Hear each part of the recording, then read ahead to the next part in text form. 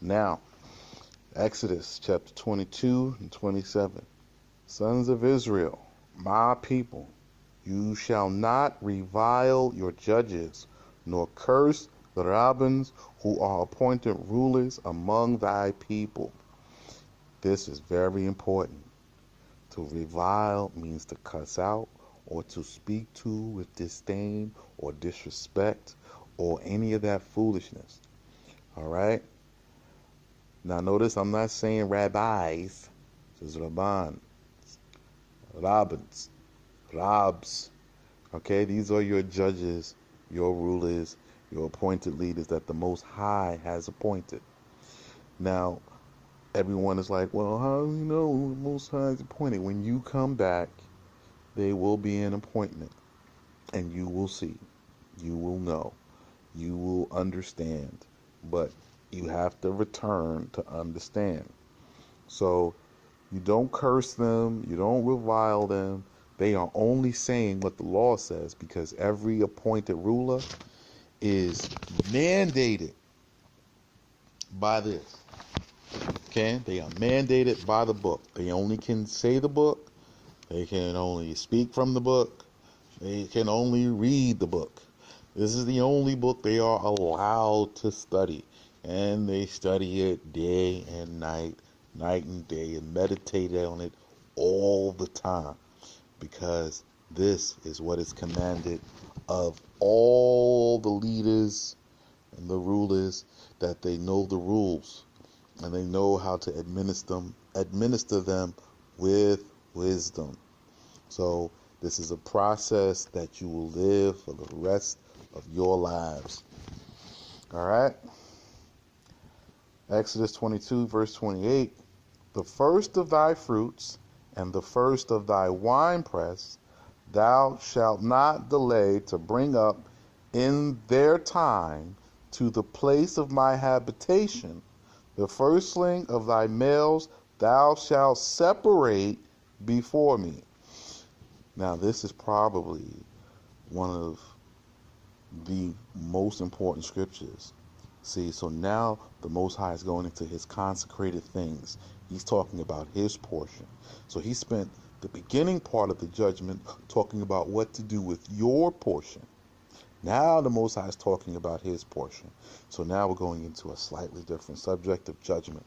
So how I handle my stuff, he's taught me how to do that. Now he's going to tell me how to handle my stuff that belongs to him. So the first of thy fruits and the first of thy winepress. Now these are two different seasons. So the first of the fruits and the first of the winepress. So this is as they come, right? Because everything doesn't ripen at the same time.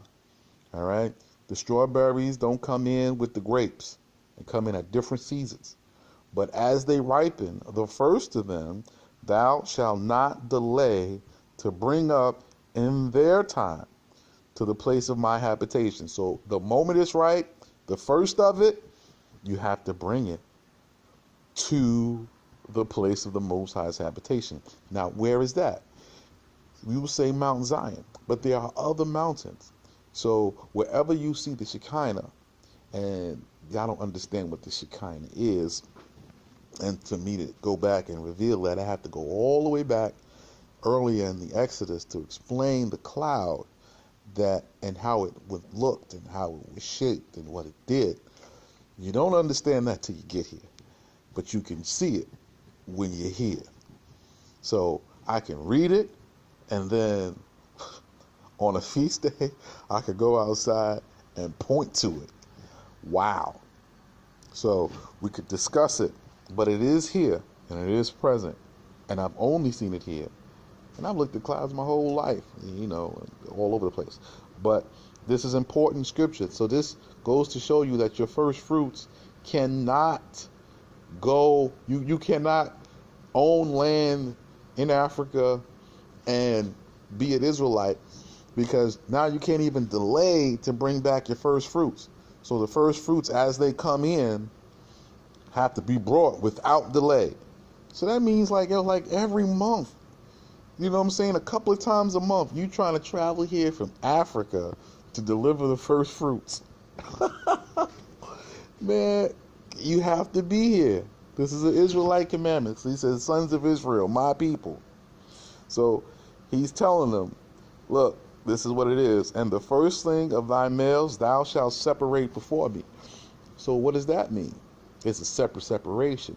So when you're talking about the separation of the firstling of the males, so the first males that are born, that open the womb, these belong to the Most High. They come into his service. And we'll get into more of that a little bit later.